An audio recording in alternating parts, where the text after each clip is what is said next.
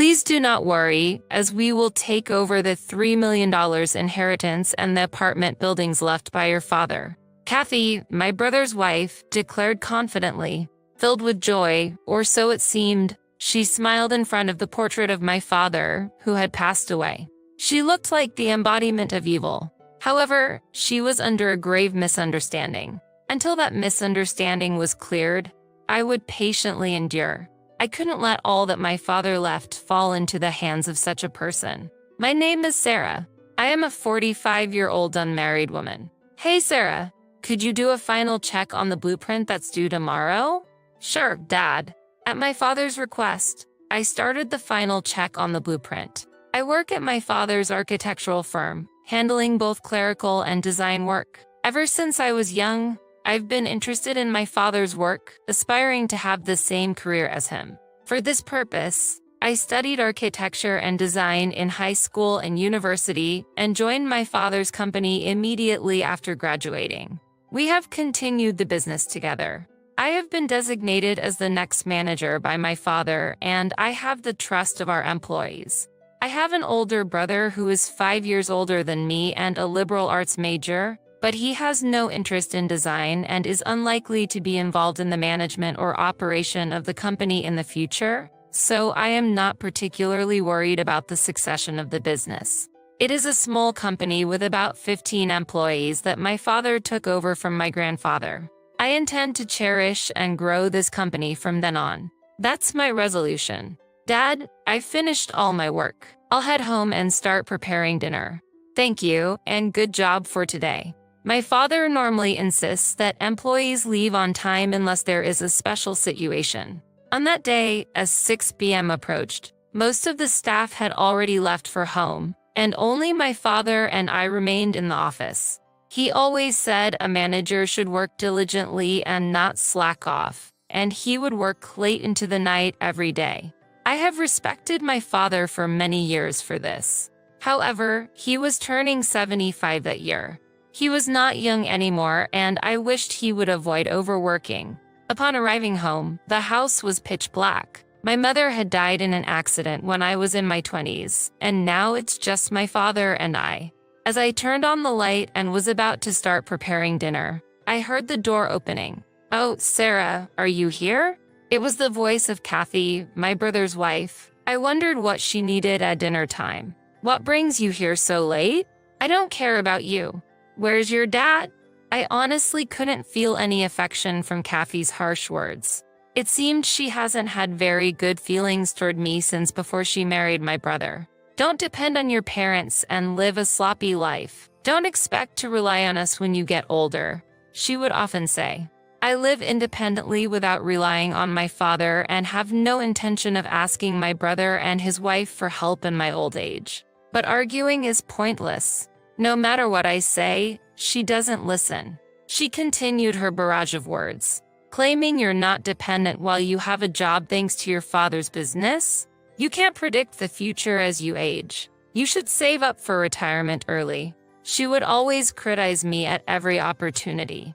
After speaking with her, I realized that talking to someone who harbors ill feelings toward me is meaningless. Since then, I've tried to avoid her as much as possible. My brother got married in his 40s, so they don't have children. Yet, she had the audacity to tell me, being unable to have even one child, "You're a burden to society." That statement applies to her as well, but I never said it out loud. That's because my brother told me Kathy once had an illness and can't have children because of that. So, please avoid that topic. I know there's a difference between a person who can't have children even though he or she wants it and a person who can wish for it but decided not to. But still, I couldn't comprehend what made my brother decide to marry her. Around that time, question marks seemed to be floating above my head all the time. Oh, how I detested them. "So, when will your dad be returning home?" "Dad will likely be home late tonight. He said he would stop by the apartment first." That apartment, huh?" Kathy said with a sly smile. "That apartment was originally passed down from my grandfather to my father. While we no longer owned it, Dad still cherished it as a property I received from my dad and regularly checked on it. He even actively did the cleaning and weeding that the property management company usually handled, apparently to the residents' delight. Hearing that Dad wouldn't be back soon, Kathy quickly gathered her things and began to prepare to leave. What could her true purpose be? Make sure you tell your dad that I came to check on him. Don't forget. After giving me these instructions, Kathy looked around the house, then left. Dad, Kathy came over. I wonder what she wanted. I don't know. She came over when I was alone before, but she just sat there and didn't really do anything. Honestly, I'm glad I wasn't home, my father said with a wry smile. Neither Dad nor I could grasp her true intentions. Well, she is a bit odd, so maybe her motives are incomprehensible to us normal folks. But I don't mind it much. Sarah, dinner was delicious today as well. I'm always grateful, Father said with more gratitude than usual. What's with you all of a sudden? It feels weird.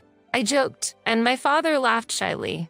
You've become so reliable, Sarah. Maybe it's about time for me to retire. What are you talking about? I still have so much to learn from you, Dad. Is that so? Well, I guess I'll take a bath and head to bed. Good night. Good night. A week later, he suddenly collapsed at work. At the time, I was in a meeting at a client's office and received an urgent call from a colleague. Sarah, the boss.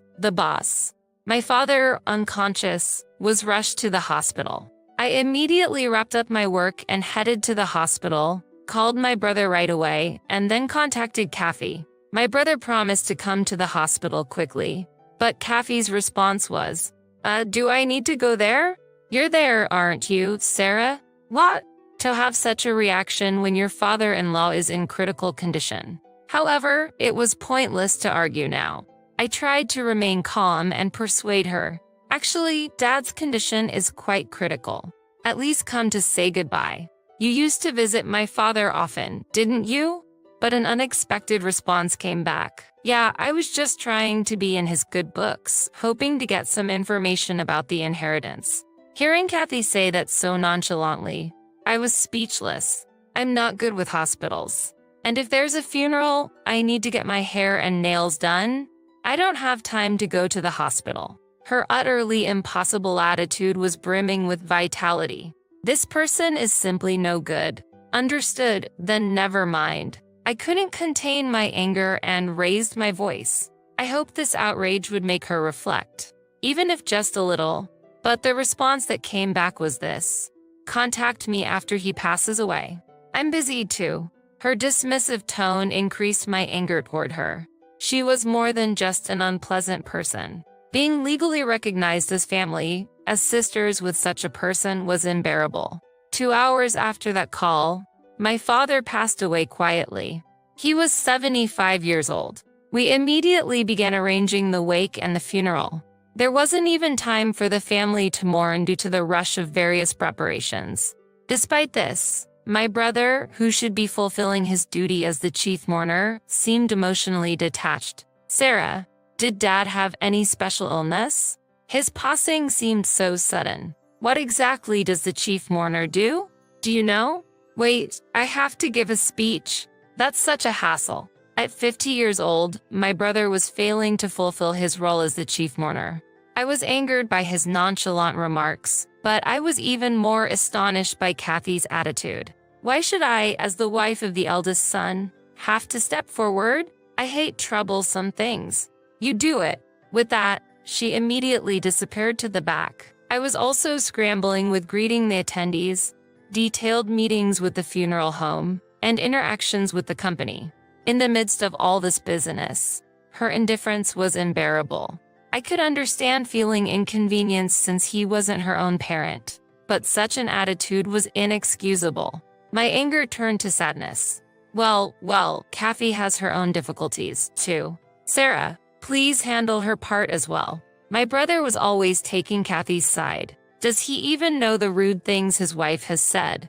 Those words nearly escaped my lips, but I felt it was futile to inform my ineffectual brother of the reality.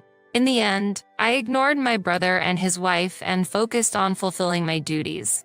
With the help of relatives, we managed to complete the funeral without incident. It was during the first 7 days of mourning when the relatives gathered again, sharing drinks.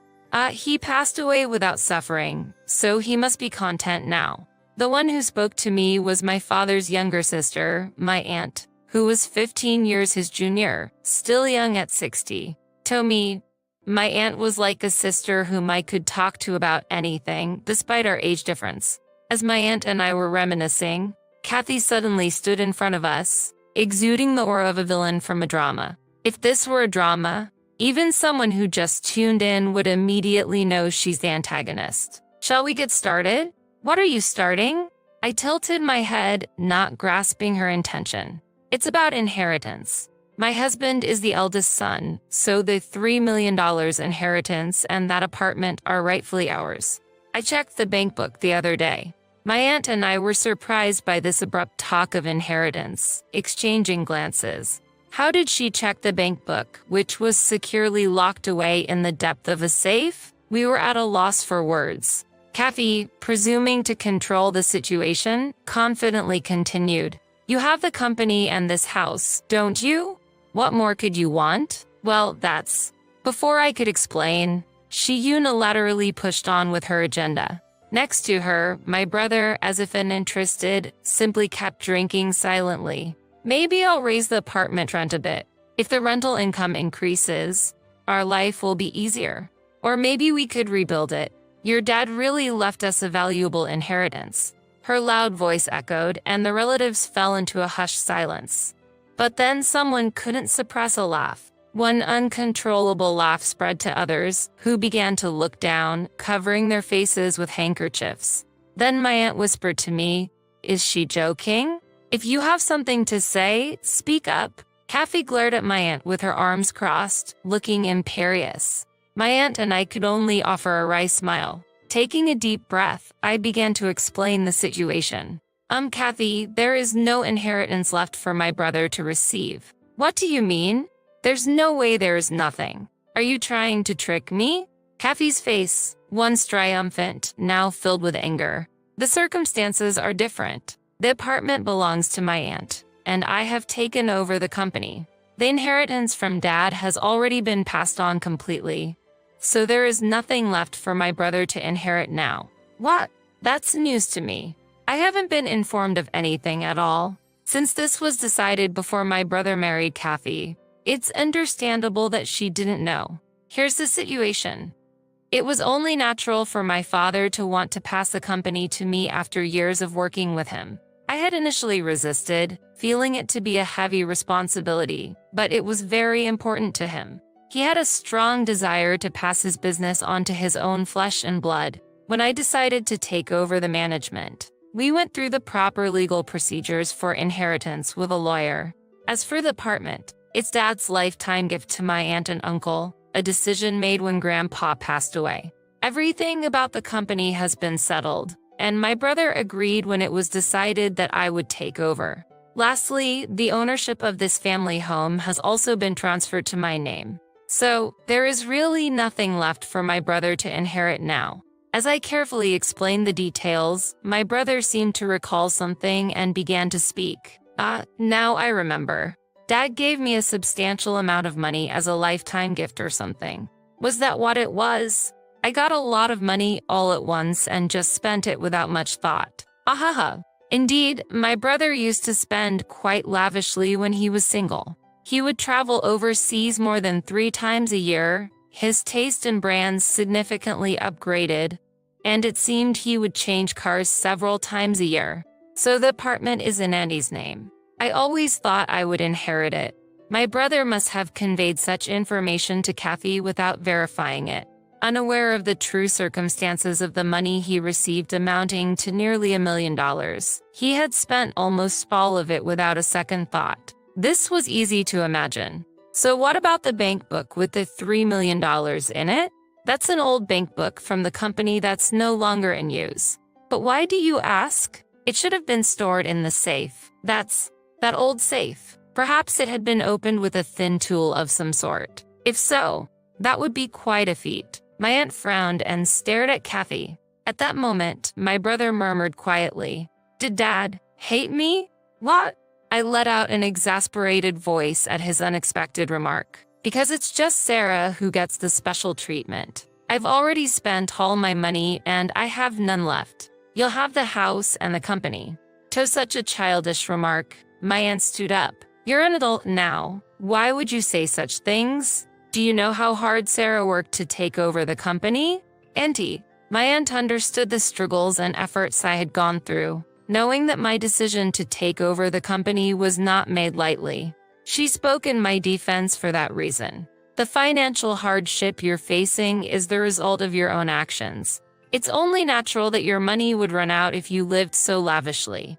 I remember Dad frequently worrying about my brother's extravagant lifestyle. Giving him cash might have been a mistake. If such wastefulness continued, bankruptcy would be inevitable sooner or later. I shared his concerns, and my brother used up the lifetime gift he received from Dad within a few years. Not leaving cash behind now is, in a way, a lesson from Dad. One should enjoy luxury from income earned by one's own work, not from unexpected money. My aunt's stern advice made my brother hang his head. However, Kathy was not convinced. "I've never heard of anything like that. Why am I the only one who doesn't know? I can't believe the apartment wasn't his anymore." "That's because it happened before you came into the family. I'm the wife of the eldest son, and I wasn't informed at all. Dad didn't teach me anything." This is strange. Watching Kathy's outburst, it was clear that my father had not discussed the inheritance with her, but I could somewhat understand his intentions. Maybe he had always seen through Kathy's greedy nature, her significant attachment to money. "There's nothing strange about this. It's Dad's will." At my calm response, Kathy's eyes widened and she raised her voice. "I won't accept this. I'll sue you. But you're not even in a position to inherit, so I don't think you have any right to reclaim anything." Hearing my logical statement, Kathy became furious.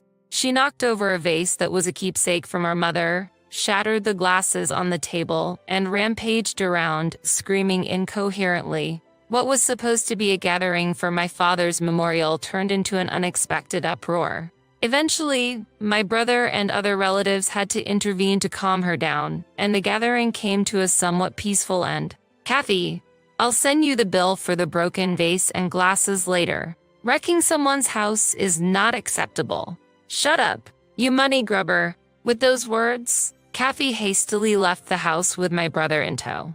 Honestly, if anyone's a money grubber, it's her. It's astonishing how money can change a person so grotesquely. It was a day when I fully realized the true horror of Kathy's nature. In the end, my brother and Kathy got divorced. Surprisingly, the initiative for the divorce came from my brother, who was always hesitant in making decisions.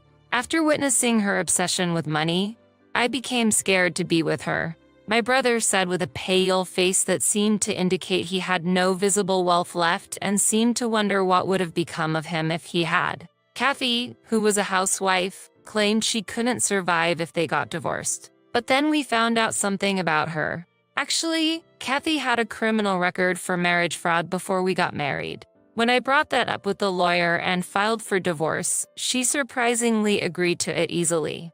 I was shocked to learn about her unexpected past. However, considering her abnormal fixation on money, perhaps it's not surprising she had some issues. To be honest, I'm relieved that the family ties with such a person have been severed. Yet, I can't help but worry about my brother's lack of judgment. As his sister, I feel concerned. "Sarah, I mean boss, you have a visitor." I stood up at the call from an employee. "There's no need to start calling me boss."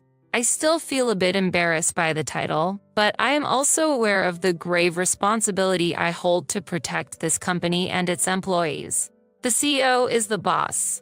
Right, boss? We're all looking forward to the next payday.